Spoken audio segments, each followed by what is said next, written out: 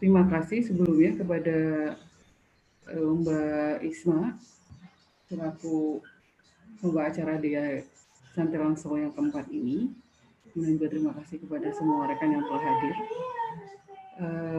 Saya sebenarnya mau memulai, tapi sebentar ya, ini agak nggak muncul ya di. Apakah sudah muncul slide saya? Sudah, Mbak. Sudah ya? Oke. Oke. Ya. Tinggal di slideshow saja. Ya, sebentar.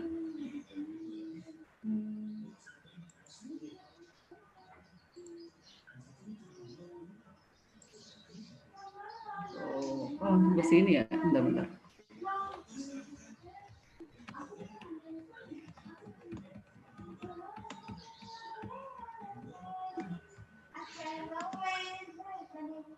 Oke. Tadi Mbak Eka sudah memaparkan tentang cantelan yang beliau kelola. Kemudian saya akan coba berbagi pengalaman saya mengelola cantelan Depok 1. Kebetulan di Depok ini ada 3 titik cantelan dan saya mengelola yang di Cantelan 1. Saya sendiri tinggal di daerah Cimanggis, Mekarsari, dan karena saya tinggal di perkampungan, jadi saya erat sekali dengan sering sekali berhubungan dengan masyarakat yang memang menengah ke bawah, dan berbeda dengan rekan-rekan mungkin yang tinggal di perkomplekan gitu ya, di mana kondisi masyarakatnya lebih cenderung homogen dan rata-rata biasanya kalau yang tinggal di komplek itu kan kalangan menengah ke atas. Sehingga ketika pandemi, sebelum pandemi COVID pun kondisi di sekeliling saya itu memang ya tadi saya sudah infokan bahwa sebagian yang dari kalangan menengah ke bawah, sehingga kondisi ekonomi mereka juga tidak semapan kawan-kawan di daerah di perkomplekan yang lokasinya di sebelah kampung saya. Pemicu kenapa saya tertarik untuk merasa terpanggil lah untuk melibatkan diri ya di gerakan berbaginya Kagama Care ini, yang inisiasi Kagama Care. Saat itu saya dikasih tahu oleh Mbak Heni tentang program Kagama Care, yaitu cantelan. Kemudian saya juga mendapatkan dana stimulus sebesar 1,5 juta untuk 14 hari pertama. Kemudian hari pertama itu cantelan yang saya coba kelola dimulai pada tanggal 1 Juni. Saat itu saya berpikiran bahwa dengan dana 1,5 juta itu saya prediksi untuk 15 hari saya coba mulai dengan angka 7 gitu ya. Karena rata-rata teman-teman yang lain di cantelannya lain pun mulai dengan 7 cantelan. Kemudian ketika itu berjalan dengan 7 paket, warga tuh mulai tahu bahwa saya mengelola cantelan. Ini kemudian ada ya beberapa kali ketemu warga minta untuk ditambahkan jumlah cantelannya. Kemudian mereka ada banyak yang datang ke saya untuk boleh nggak mengambil gitu kan. Kan dengan kondisi begitu saya mencoba untuk berkomunikasi dengan Bu RW saat itu. Sebetulnya kondisi di sekeliling sini seperti apa gitu? Apakah berapa jumlah yang memang biasa menerima? Karena saat 1 Juni itu sudah dana sosial dari pemerintah sudah ada yang jalan. Jadi saya bertanya saat itu, bagaimana RT di daerah saya ini mengelola dana bansos pemerintah. Kemudian Bu RW cerita bahwa sebetulnya real dari antara yang diberikan oleh pemerintah dengan real yang dibutuhkan oleh masyarakat itu masih bolong, masih nggak balance. Karena masyarakat di daerah tempat saya tinggal ini lebih banyak yang tidak kebagian, padahal mereka berhak, tapi karena ada keterbatasan memang kalau di Depok tuh modelnya dibagi berdasarkan per RT itu sekian kakak yang berhak. Kemudian saya minta data ke beliau untuk di RT saya, kemudian saya di RT 7 di RW 11 itu ada berapa sih yang kira-kira selama ini tidak menerima bansos tapi sebetulnya mereka membutuhkan. Saya dapat data sekitar 45-an kakak. Nah, saat itu saya berpikir kalau dengan dana 1,5 juta 14 hari kemudian ada 45 kakak yang sebetulnya membutuhkan. Bahkan mereka sebelum COVID itu sebetulnya sudah hidup dengan pas-pasan, ditambah dengan kondisi COVID karena kebanyakan dari mereka adalah hidup dari penghasilan sehari-hari, kemudian ada juga yang juga hidup dari income yang sifatnya misalkan kerja di bengkel, menjadi pembantu rumah tangga, kemudian ada juga yang kerja di salon. Nah, jadi sektor-sektor yang justru kena duluan saat COVID itu kemarin. Dan saat ini masih ya, maksud saya saat COVID baru mulai. Nah, kemudian saya mencoba untuk bicara dengan Bu RW untuk bagaimana membagikan ini warga yang memang ada listnya sudah ada ini, dengan saya coba untuk satu hari itu 10 orang, saya bilang gitu. Jadi bergilir dari hari Senin sampai Kamis itu satu harinya 10 orang. Kemudian nanti balik lagi Jumat itu ada yang hari Senin kebagian, balik lagi ke hari Jumat. Jadi seminggu tuh 8 hari mereka kebagian seminggu 2 kali. Minimal itulah, membantu lah saya pikir gitu kan. Nah, dan apa yang saya utarakan ke Bu RW itu mendapatkan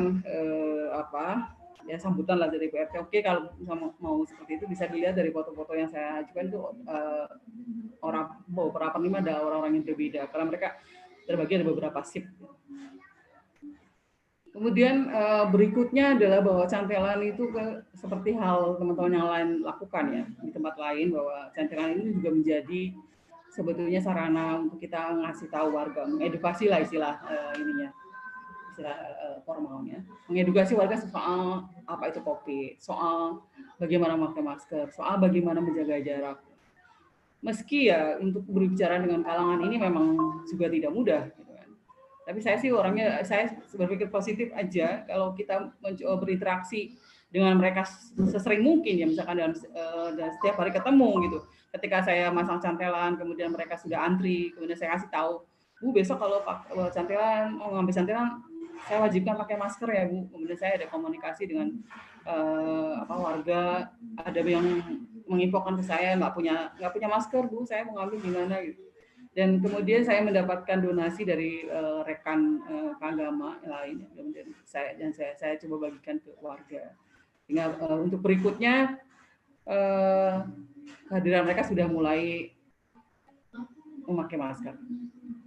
Sebenarnya sebelum ini harusnya ada foto-foto di mana mereka sudah mulai tertib pakai masker. Itu yang kedua, ternyata apa yang saya lakukan ini tidak hanya menjadi jalan untuk berbagi, tapi juga selain edukasi tadi, masyarakat karena mereka sering ketemu dan setiap hari mereka mulai ada ngobrol antar sesama, misalkan kalau mulai dari isu sepulang sekolah, kemudian karena Juli itu mulai ada penerimaan siswa baru. Kemudian juga apa yang saya lakukan di rumah saya, karena pada awalnya saya hanya mencantelkan di depan rumah. Kemudian saya mencoba untuk menginfokannya ke warga yang lain gitu, biar bisa terlibat. Kemudian saya merubah lokasi cantelan ini ke yang lebih luas, di mana warga bisa melihatnya, dan memang pemindahan lokasi dari cantelan ini dari depan rumah saya ke daerah lokasi di mana warga bisa berlalu lalang, walaupun masih bisa termonitor, saya nitip ke warga untuk ini dijaga bareng-bareng, artinya karena ini milik kita bareng-bareng, jadi jangan sampai ada yang harusnya bukan jatahnya di hari itu nyonong gitu aja.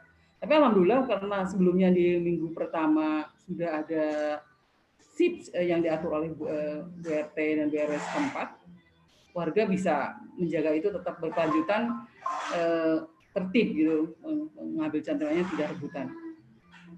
Ini bisa terlihat mereka datang di tempat itu. Dan memang ternyata upaya untuk pelibatan warga ini mendapat sambutan gitu.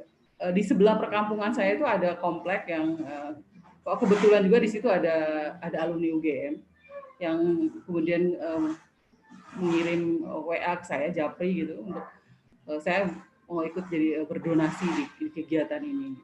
Sehingga yang tadinya sehari itu 10, kemudian berikutnya menjadi 20 paket untuk yang di tempat saya tinggal.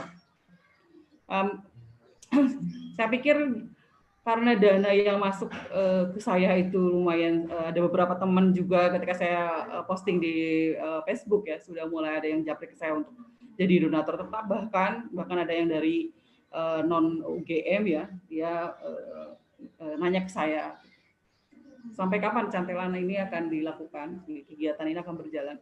Saya bilang mudah-mudahan kalau misalkan donasinya memang lancar, saya pinginnya sih sampai Desember, karena saya pikir ancang-ancang mestinya Januari itu sudah ada vaksin, kemudian Januari ekonomi juga, kan teorinya seperti itu ya kalau saya baca dari beberapa sumber di internet.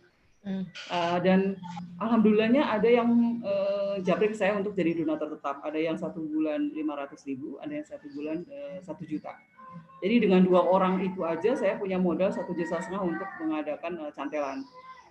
Jadi saya berpikir untuk menambah, saat itu udah minggu ketiga di bulan Juni, ketika saya menerima japri dari kawan saya itu.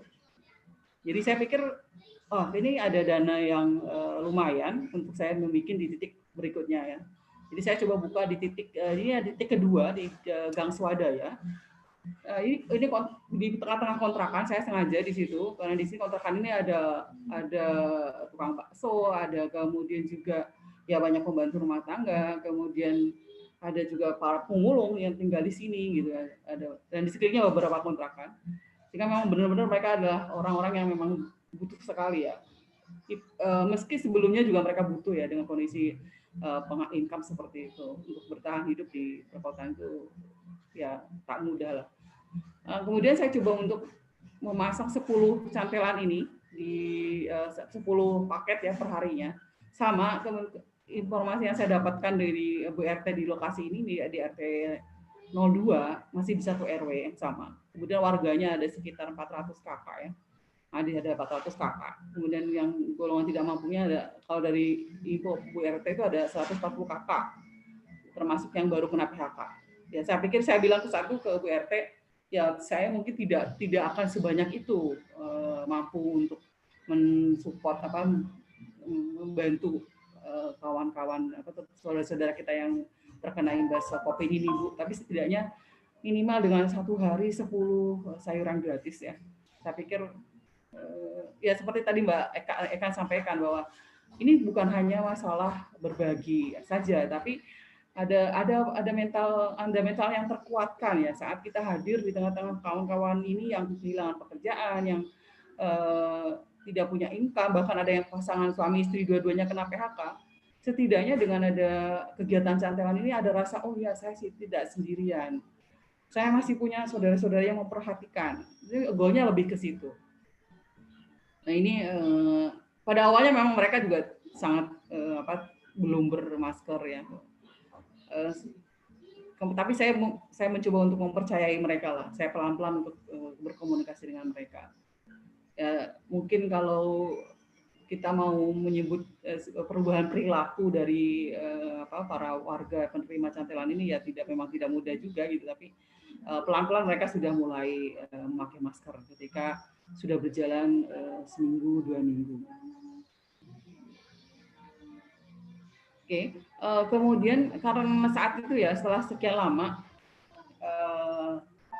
cantelan saya itu berjalan sampai Juli awal, minggu Juli awal. Jadi kalau 1 bulan Juni itu full, yang pertama 1 bulan full di Jalan Bakti ada berarti ada 30 hari, kemudian juga mulai di Jalan Gang Swadayanya itu di pertengahan bulan Juni, artinya ada 45 kali saya memasang cantelan, artinya ada selama 30 hari itu menjadi 45 hari karena ada penambahan di titik kedua.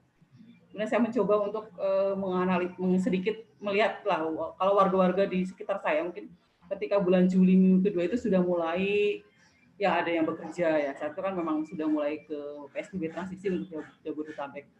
Kemudian saya mencoba untuk meniru kawan-kawan lain yang sudah memulainya di tempat lain ya dengan pasar tiban tadi seperti Mbak Ekan contohkan tadi. Kemudian teman-teman karena Jatilan kita ada grup yang saya bisa melihat oh ternyata memang bisa menjadi pemicu semangat ekonomi lah dengan pasar tiban itu dan juga semangat kepada warga yang tadinya mungkin menerima saja kemudian mencoba untuk kalau bekerja dengan mencari bekerja gitu.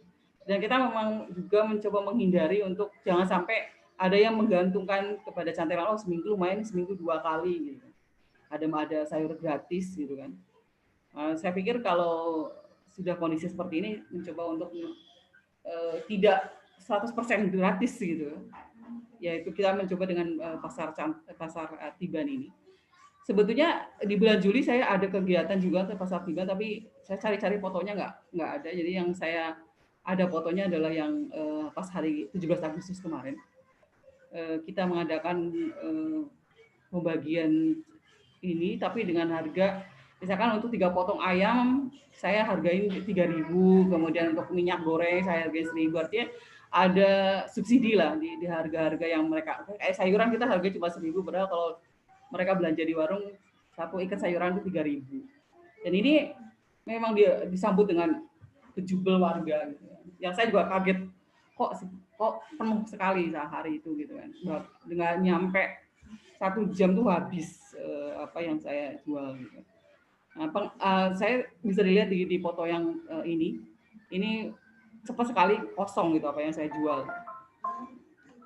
Dan jujur saya rada khawatir ya karena bulan Agustus itu Depok melonjak lagi apa yang terkena COVID itu dari bulan Juli ke Depok ke bulan Agustus.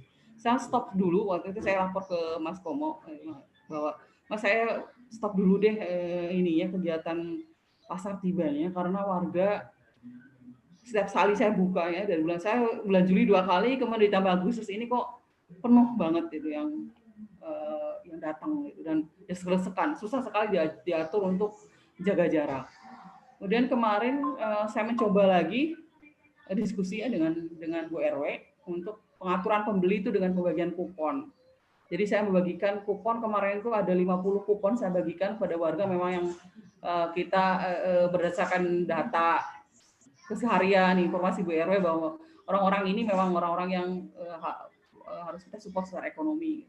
Ada 50 kupon kita bagikan, kemudian penerima kupon ini kita bagikan per setengah jamnya itu cuma boleh 15 orang yang belanja, tapi memang lumayan berhasil. Jadi tidak ada desak-desakan seperti bulan Agustus. Sudah mereka walaupun mereka juga belum jaga jarak tapi tidak desak-desakan.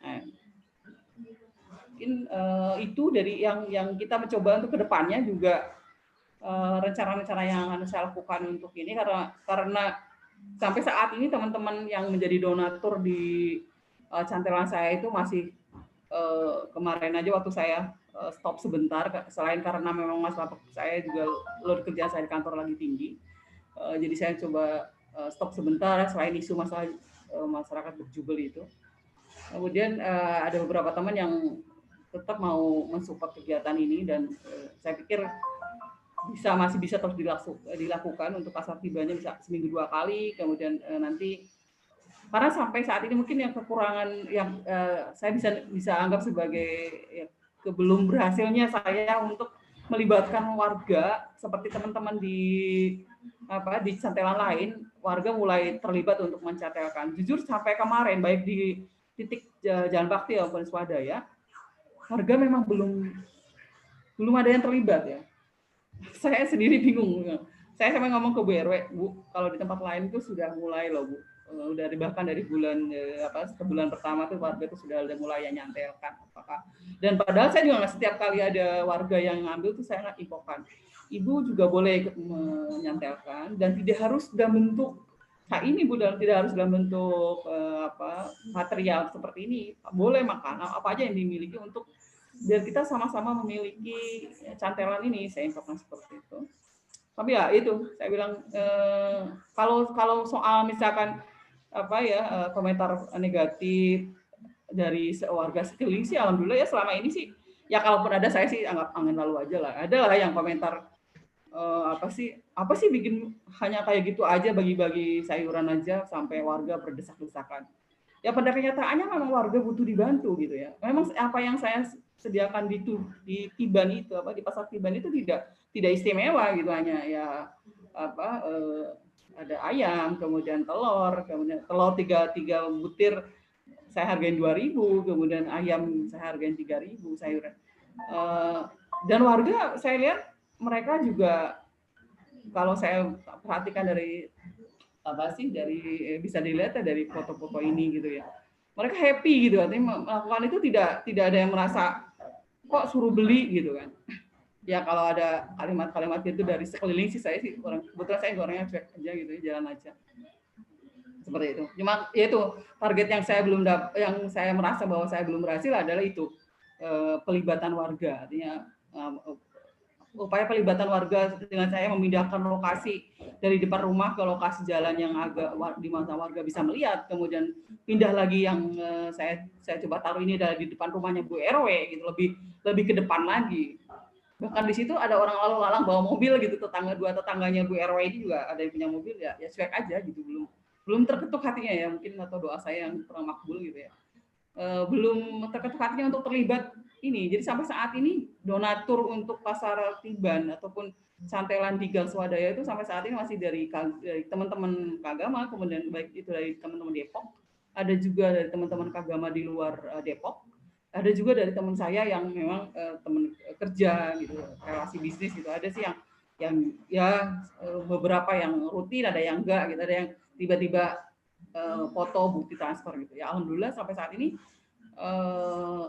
dana, selain kemarin saya juga dapat suntikan dana lagi dari teman-teman Kagama Pertanian sebesar 1,5 juta. Jadi pasar Tiban ini masih akan terus berlanjut. Ini ya pastinya saya mengucapkan terima kasih sekali ya kepada Kagama Care atas program ini. Kemudian yang pasti warga sekitar jadi tahu UGM itu apa gitu kan, agama itu apa. Waktu pertama kali saya buka, Kagama ini kampusnya Pak Presiden ya.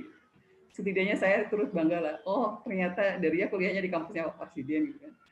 Kemudian terima kasih juga ke inisiator Kagama Cantelan, Ibu Ardiati. Biasa kita manggil di grup itu Ibu Suri, yang telah menginspirasi banyak orang, menginspirasi saya juga dengan artinya gini. Ya tadi seperti Mbak Ekan juga bilang, kalau berpikir besar mungkin saya juga pingin berpikir besar, berbuat besar pingin lah berbuat besar, tapi balik lagi seberapa sih kemampuan saya gitu. Ya saya pikir minimal lah apa yang saya lakukan untuk RT saya gitu kan. Ada 2 RT yang saya bisa coba saya jadi talangnya lah. Saya orang dana itu bukan dana saya, artinya saya mengumpulkan dari teman-teman, saya coba bagikan. Jadi saya memposisikan diri saya sebagai talang air itu buat warga-warga di Kampung Tipar, baik di Gang Bakti maupun Gang Swadaya. Saya terima kasih sekali. Kemudian juga apresiasi dari teman-teman Kagama Depok.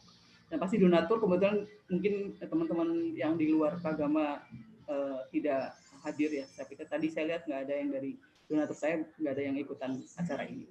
Terima kasih sekali lagi. Assalamualaikum warahmatullahi wabarakatuh.